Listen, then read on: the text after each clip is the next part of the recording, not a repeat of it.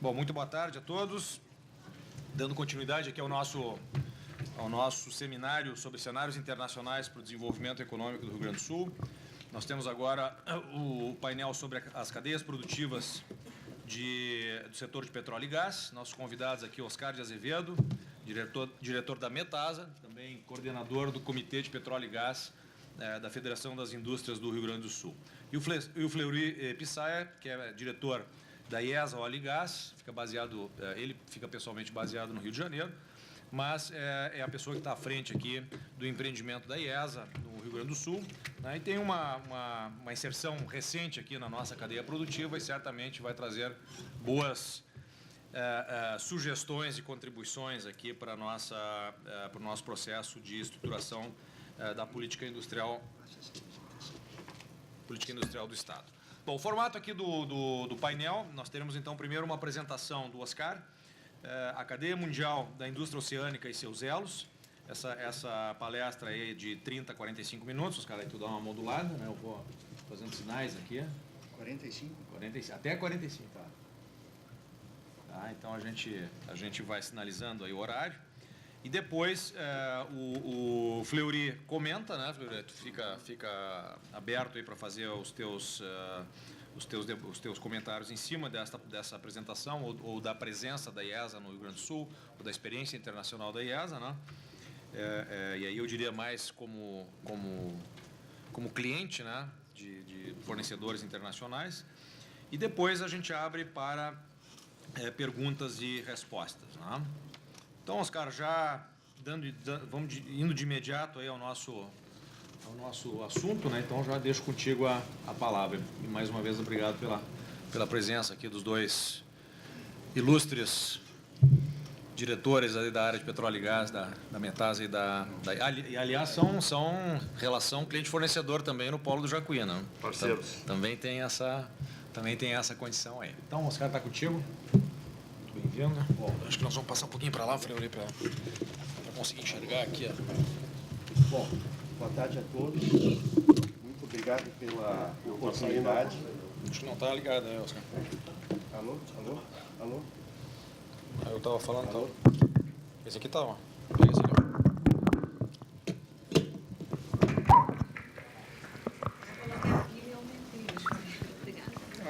ó. Alô, agora sim. Bom, boa tarde a todos.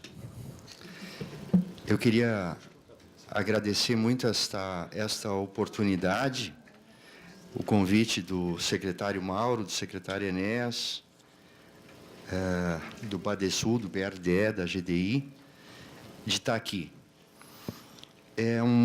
Para mim, é um motivo de bastante orgulho, porque eu acho que eu vou procurar historiar um pouquinho a nossa visão de como hoje o Rio Grande do Sul está sendo muito bem visto, tá? Pela Petrobras, pelo governo, inclusive, Fleury, eu já comentei com o Marcos, com o Aloísio, nosso pessoal, nós estamos lá em Belo Horizonte, lá no evento anual do Promimp. Eu acho que, quem não sabe, o Promimp é esse programa do governo, né, que é coordenado proximamente pela Petrobras para desenvolver a indústria nacional, a cadeia do petróleo. E hoje nós estamos sendo vistos, né, e o MDIC estaria apresentando o Rio Grande do Sul como um certo case de sucesso. Então, eu vou procurar desenvolver, provavelmente muito menos, hoje de manhã nós tivemos uma aula de fabricação de chip, assim por diante, eu não vim preparado para dar uma aula de produzir petróleo ou de equipamentos, eu quero falar bastante sobre o Rio Grande do Sul, no contexto do Brasil, da Petrobras, também mundial, evidentemente, aonde nós conseguimos chegar. E eu diria que, principalmente, boa tarde, secretário, ter todos vocês, no final, como parceiros importantes, aliados das ações que são necessárias para nós dar os passos daqui para frente. O Marcos, ele sabe bem que, há cerca de 5 ou 6 anos atrás, o Rio Grande do Sul, eu vou pedir para você passar, pode passar o próximo. O Rio Grande do Sul, praticamente, ele estava fora do contexto da Petrobras, ele estava fora do mapa dos principais estados capazes de ajudar, colaborar na questão do conteúdo local, do conteúdo nacional. Por quê? Porque nós temos notadamente, o segundo maior parque industrial do Brasil. Nós, na Fiergs, 41.800 indústrias, mas, logicamente, num estado, e aí já vem uma das dificuldades que eu procuro sempre, na minha percepção, demonstrar, por que o Rio Grande do Sul ele não tem mais empresas aproveitando essas oportunidades. É muito simples, porque ainda não produzimos petróleo e gás. Como nós não produzimos petróleo e gás, e eu sou de Caxias, gringo, né, por parte de mãe, então, quer dizer, a gente entende de caminhão, de carreta, de ônibus, de panela, da Tramontina, de agronegócios, de tudo que essas outras cadeias.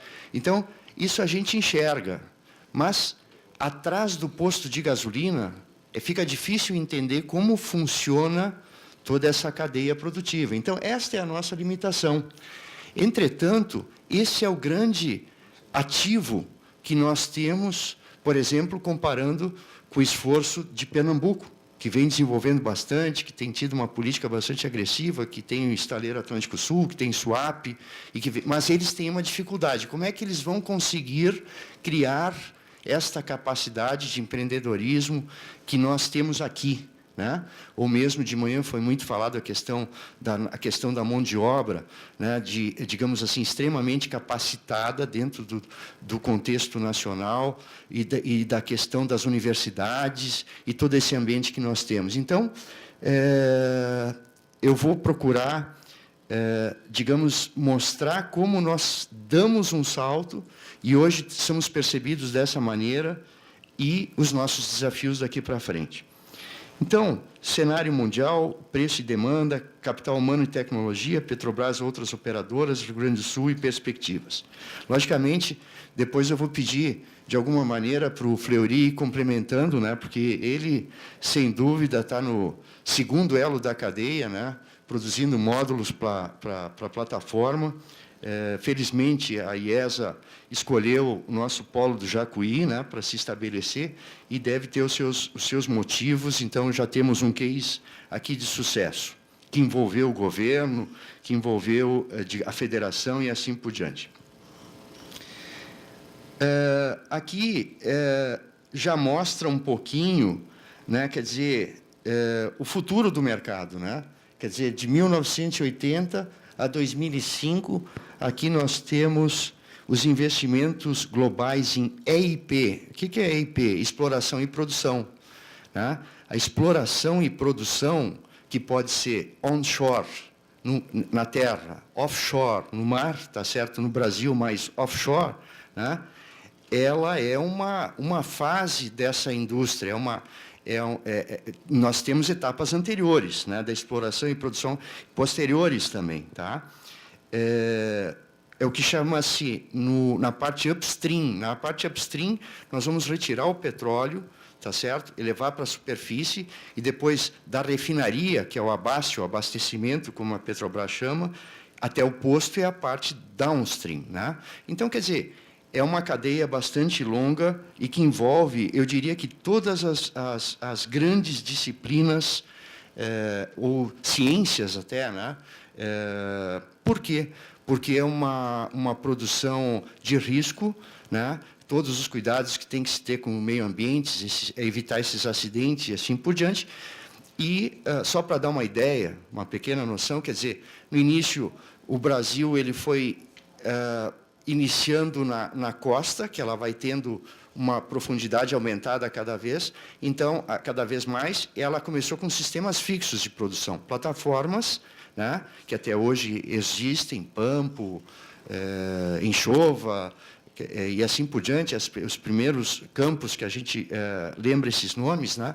Então, ela ia com as pernas de aço até o fundo do mar. Tá? Bom, a partir daí, o Brasil desenvolveu uma tecnologia que eles chamavam de sistema antecipado de produção.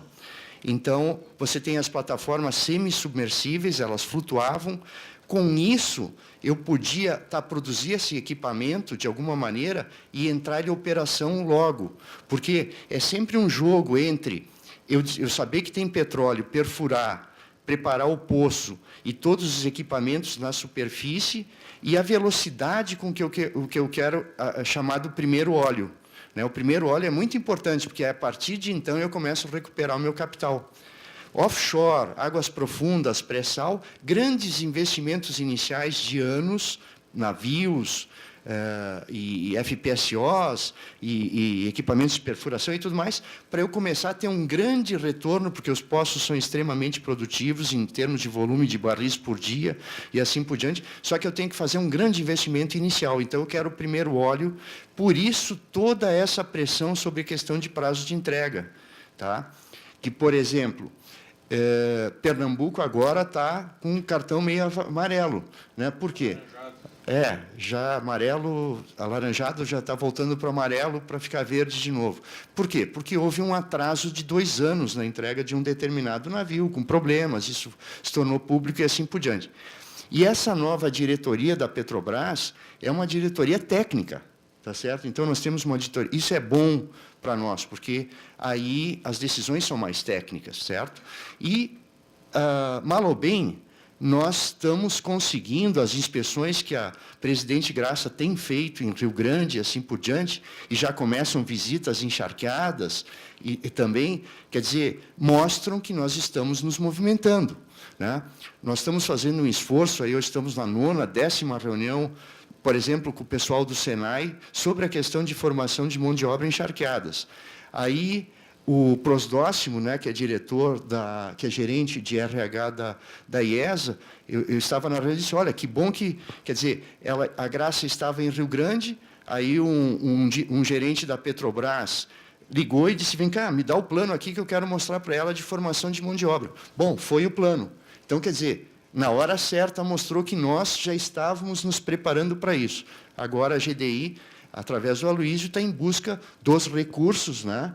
E já conseguiu uma parte, me parece, através da BG. A BG, é importante frisar, que é o 2º maior player do Brasil, sócio da Petrobras, e nós tivemos o privilégio de acompanhar o governador, estava o secretário Mauro em Londres, né?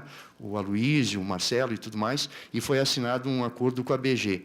E a BG acredita no Rio Grande do Sul, já fez um investimento em Rio Grande, no Senai, com extremo sucesso, todos os alunos lá que foram formados, 100% de empregabilidade, tá? E agora já sinaliza para apoiar também no nosso esforço em Rio Grande para a gente conseguir entrar nos prazos e assim por diante, principalmente com o pessoal da localidade.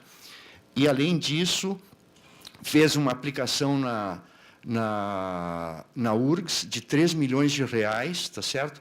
A nossa Universidade Federal é muito forte na área de corrosão, na área de risers, análise de elementos finitos para riser. O que é o riser? O riser é o que fica entre a plataforma, e agora eu voltei, né, da plataforma que estava flutuando e o fundo do mar. Você tem risers flexíveis, né, e risers rígidos. Então, nós temos aqui um laboratório muito bem montado na URGS para análise desses risers. Bom, só para terminar essa história. Então, foi para 300 metros de lâmina d'água, era 90, 100, bom, aí tinha que ser o sistema antecipado, e aí, então, você tinha amarras de aço, cabos de aço, para prender essa plataforma, para você fazer as operações lá no fundo do mar. Já não tinha mais mergulhador, o mergulho vai até, sei lá, 300 metros, vou chutar, algo assim, 250, tudo bem? Então, passou a ser diverless, né? Sem mergulhador. Aí começam os robôs, ter que trabalhar para fazer as operações lá embaixo. Foi para 500, 600 metros, aí já o cabo de aço já não resiste, né? E é pesado, o próprio peso do cabo. Bom, aí o SEMPES desenvolveu uma tecnologia com Kevlar, que é um material tipo um plástico, alguma coisa. Essa tecnologia veio parar aqui para a nossa cordoaria São Leopoldo. O Ivan trabalhava lá na cordoaria, né, naquela época que foi fundada a rede Petro-RS, eu vou falar um pouquinho sobre isso. Então, nós temos aqui no Rio Grande do Sul, hoje pertence ao grupo Lupatec, fabrica em Kevlar. Bom, foi para 1.000 metros de lâmina d'água, nem a cordoaria, nem a amarra de Kevlar serve. Então, hoje, os nossos sistemas, eles são de posicionamento dinâmico. Então, você tem um barco, um navio ou uma plataforma com diversos motores, 2 para um lado, 2 para o outro, 2 na frente, um atrás, e fica por satélite. Se a corrente empurrar para aquele lado, aquele motor do lado de lá aciona e volta. Então, eu estou falando de equipamentos que ficam na casa de 500 a 600 mil dólares por dia de aluguel. Tá certo? Então, se eu conseguir antecipar uma semana a produção, né, de 10, 20 mil barris de petróleo por dia, e eu conseguir esse aluguel, o volume de, digamos assim, evitar esse aluguel de uma plataforma que fique parada, eu estou tentando mostrar a responsabilidade e, ao mesmo tempo, a responsabilidade digamos, está diretamente associada à questão da oportunidade. Aqui nós vemos o crescimento que a Petrobras vai ter, tá? E essa apresentação, eu acho que está toda gravada, então fica a critério de vocês. A rampa, ao longo dos anos da Petrobras, agora tem uma aceleração violenta, onde em determinados itens, próximo, por favor, não existe, inclusive, capacidade mundial suficiente, por exemplo, em raízes flexíveis, somando as indústrias do mundo, para atender. Tá? Então, é lógico, são desafios. Tá? Eu tenho uma teoria que eu quero estar sempre do lado da piscina. Tá? Então, eu diria que hoje não existe maior investimento, melhor piscina para nós estarmos do que, e vai aparecer aqui adiante, do que a indústria do petróleo e gás.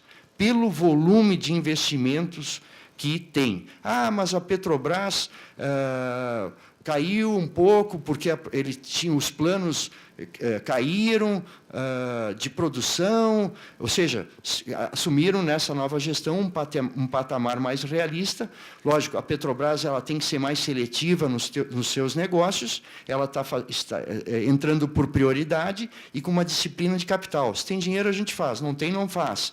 Então, mas mesmo assim, o volume de investimento, nós estamos falando em 236 bilhões de dólares até 2015. Entendeu? Então, quer dizer, eu queria estar, digamos, mesmo com essa reação um pouco que o mercado teve, o volume é astronômico e não existe, eu acho, que indústria no mundo fazendo esse tipo de investimento.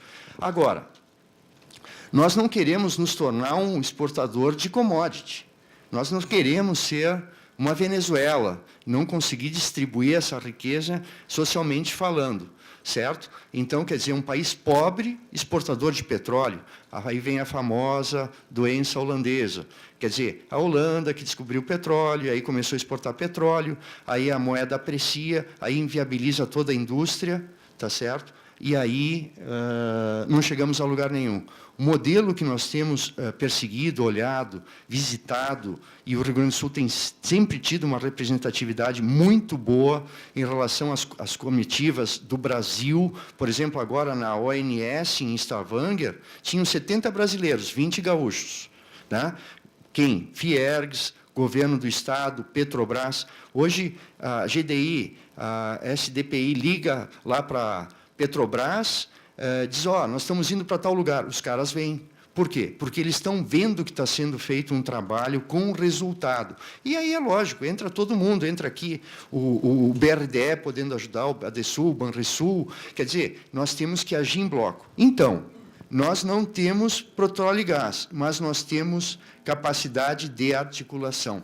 Era isso que nós defendíamos lá na rede Petro-RS há 11, 12 anos atrás. Foi a primeira rede e serviu de exemplo para a Bacia de Campos, para Amazonas e tudo mais. Hoje, praticamente, todos os estados têm isso aí. Está abrigado aqui na nossa ciência e tecnologia, com apoio, digamos assim. Então, nós temos tido uma estrada longa, né, de uma indústria que era leve, né, porque fazia componentes e equipamentos na Serra, na Grande Porto Alegre, em São Leopoldo e assim por diante, tá certo? E hoje a bênção de Rio Grande, né, com os nossos 17 metros de calado, com os estaleiros que estão lá, que vão produzir esses equipamentos aqui.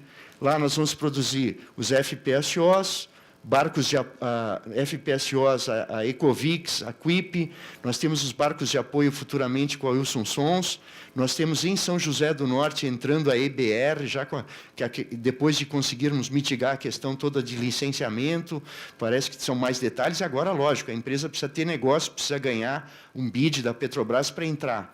E nós temos encharqueadas o lançamento do Polo de Jacuí, com a entrada da IESA e da Metasa em segundo lugar, outras empresas vindo, certamente, na medida que vão entrando no negócio, e uma expansão na Refap de 1,6 bilhões, né, para adaptar a refinaria à questão do HDT, que é o novo diesel. Né?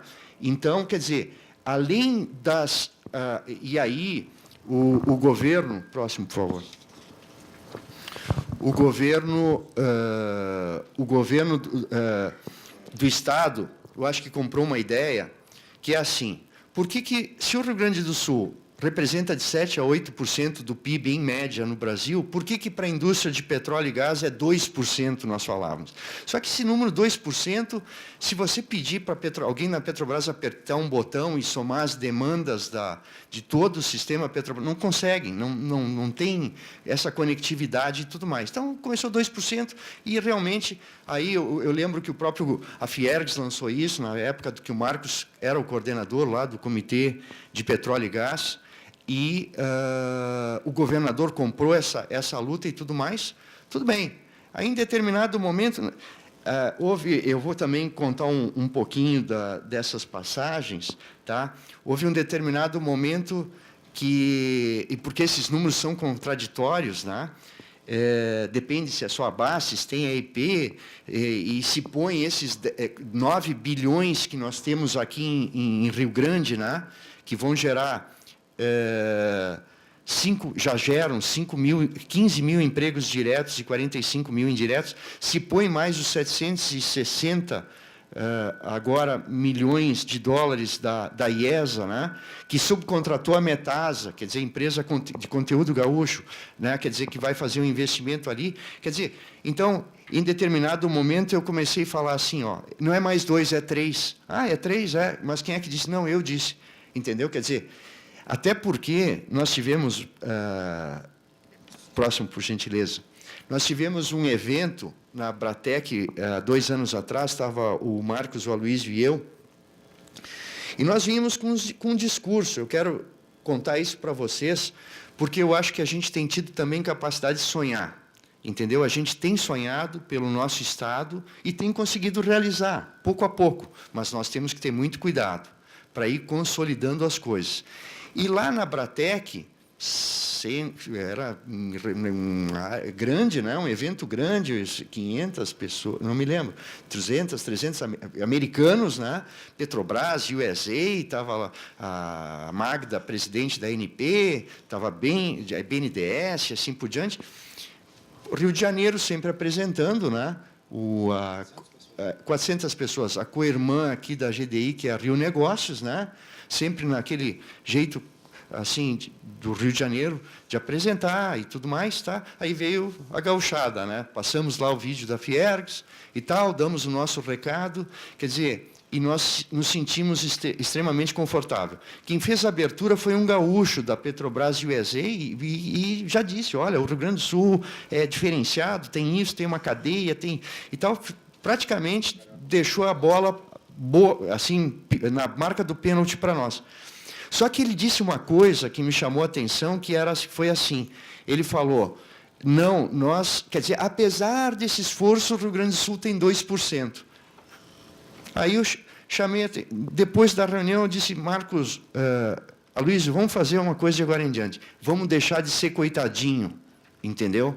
Nós não somos coitadinho, vamos esquecer esse negócio, nós já somos hoje importantes, tá? E foi um passo importante. Depois, na sequência, o Marcos, ele veio com e aí eu não sei de quem é a ideia, começou a falar da hidrovia. Hidrovia. Tá, hidrovia. Depois, logo depois, eu lembro que começou a ideia, nós somos o estado mais verticalizado do Brasil. Pô, legal, vamos começar a vender que nós somos o mais verticalizado. E somos, isso é verdade. Nós temos a plataforma. Aí eu comecei a falar do parafuso ao FPSO, do chip em São Leopoldo, automação ao módulo no Jacuí e até a plataforma lá em Rio Grande. Entendeu? Então, e o mercado está comprando. A Petrobras está comprando. Aquele mapinha... Tá? E aqui eu quero só comentar, antes de passar esse slide, o seguinte. Olha só a importância da área de petróleo e gás. Isso que eu chamo o tamanho da piscina. Para mim, o Brasil não tem uma política industrial definida. Tá? Isso é ruim. Por quê? Enquanto nós não decidir o que nós queremos ser bons, tá? Claramente, como tem na Coreia, na China, em outros países, alguém vai decidir por nós. Então, um esforço que eu faço, eu penso assim, como a área de petróleo e gás é pujante, tem o Promimp, tem o governo, é interesse estratégico, a Petrobras é uma empresa mista, e assim por diante, nós temos a chance de criar uma política para esse setor, né? Uma política realmente que nos não faça nós sermos um modelo do Mar do Norte, e não lá do Oriente Médio e nem da Venezuela.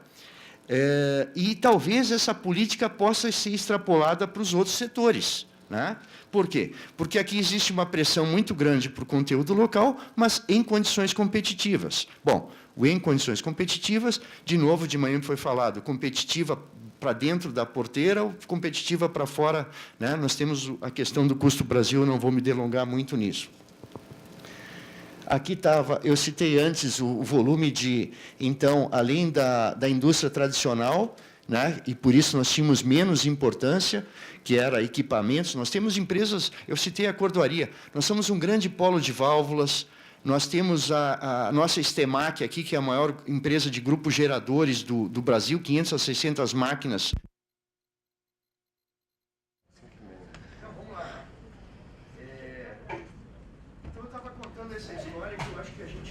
Conseguiu exatamente ocupando esse espaço, mostrando o resultado. Né? Hoje a palavra é resultado. Hoje a palavra é resultado, hoje a palavra é curva S. Né? Aí uma vez por mês vem o pessoal da Petrobras, quer saber como é que está a obra, o cronograma e tudo mais. Já chamaram a Metase e, evidentemente, a IESA lá para pedir explicação, como é que está isso, mas tu vai ter a licença, sim ou não, acredito, não acredito. Então, quer dizer, é cronograma, é responsabilidade. Então, o fato de nós ter atingido esse ponto nesse momento, tá, significa mais responsabilidade. E, ao mesmo tempo, poder alçar voos cada vez maiores. Eu fiz questão, Marcos, de contar essa história porque eu acho que ela é importante, essa capacidade de sonhar, de ocupar espaço e tudo mais. Eu acho que o Rio Grande do Sul fez esse trabalho. Bom, daqui para frente nós precisaríamos da ajuda de todos vocês. Tá? O meu recado é mais ou menos por aí. Aqui, eu procurei, nesse próximo slide, mostrar uma grande vantagem que tem o Brasil. Quer dizer, a questão do pré-sal, que é um volume de reservas impressionante, né? Tá? Quer dizer, mas próximo da nossa área de consumo. Outras empresas, as chamadas Major Oil Companies, né? A Shell, a Chevron, e aí vai. Quer dizer, ele tem que produzir na África para alimentar os Estados Unidos, ou para exportar para o Japão, que não tem esse energético. Então, olha só o que nós temos. Nós temos a nossa região de produção extremamente perto de São Paulo, Rio de Janeiro, Minas, digamos assim, da região sudeste, Paraná, e assim por diante. Próximo, por favor. Aqui uma ideia também, né, dessa baleia, né, que é hoje o pré-sal. E aquele quadradinho aqui embaixo, né, quer dizer, isso aqui é a chamada Bacia de Pelotas. Né? O Rio Grande do Sul tem petróleo. Acredita-se que o Rio Grande do Sul, pela formação basáltica, tenha gás. Tá? Eu imagino que essas reservas, essa formação, ela vá descendo cada vez mais. O petroleiro, ele diz que quem acha petróleo é a broca, né? É a broca que perfura, porque assim, pela sísmica, com todas as técnicas evoluindo, 2D, 3D, 4D, agora o novo SEMPS tem uma espécie de um ovo, né? Que faz, você analisa lá em 360 graus o reservatório, realidade virtual, esse tipo de coisa. Pela sísmica, com toda a evolução, e geologia e assim por diante, geofísica, você sabe onde não tem o petróleo, né? Mas onde tem, você tem que perfurar e fazer um teste de formação, um poço piloto, e depois você vai fazendo a demarcação. Aí existem regras mundiais, inclusive, para você comprovar o ativo, o incremento de ativo, que é lógico. Não adianta você ser uma companhia de petróleo lucrativa hoje, mas eu não tenho reserva para o ano que vem. Então, ao mesmo tempo, eu tenho que ter o caixa, tenho que produzir, mas eu também tenho que aumentar meu volume de reservas, né? E, felizmente, isso ocorreu com nós. Falam, né, eu acho que é um esforço também do governo do Estado, digamos assim, de a gente entender qual é o prosseguimento para essa na bacia de Pelotas, porque se nós, com a nossa cadeia leve de componentes, de equipamentos, agora com a produção em Rio Grande de equipamentos pesados, onde está reservado os 17 metros de calado necessário, com o polo de Jacuí e todo o entorno, quero falar das outras cidades, Santa Maria, Pelotas e assim por diante, quer dizer, todos que vão se beneficiar, a utilização da hidrovia. E se nós vier produzir petróleo e gás, aí realmente cabe a nós ter competência para poder antecipar ao máximo isso. Esse é o mapa que está sendo mostrado hoje lá em Rio Grande. Desculpe, lá em Belo Horizonte, no evento anual do Promimp, né? Esse é o mapa, que é o mapa da GDI, tá certo? Que mostra, então, a segunda maior cadeia de indústrias de material, metal mecânica e de eletroeletrônica, que envolve a Serra e o Planalto, né, até Passo Fundo e tudo mais, que está crescendo bastante também, que, digamos assim, a questão da grande Porto Alegre, São Leopoldo, Canoas, né, também, e o esforço aqui, digamos, a distinção de São Leopoldo nessa questão de automação. A automação é muito importante. Nós temos a empresa brasileira que teve a única, quer dizer, ou a principal, que teve capacidade de peitar a Siemens, a ABB e tudo mais, e ganhar um pedido de 8 FPSOs e 2 plataformas, que é a nossa Altos, que gerou mais 100 empregos para Altos. Então, não é só soldar casco de navio, é bom, tá? Dar emprego para o jovem, soldador e tal, tudo bem, mas nós temos capacidade de fornecer também equipamentos de automação. Isso aí é muito importante, quer dizer, valor agregado. Então, eu aproveito para comentar que eu estava, há 2 semanas atrás, lá prestigiando o evento da subcomissão da Câmara de Deputados do Pré-Sal sobre conteúdo nacional, liderada pelo deputado Zucchi, mais um colega dele,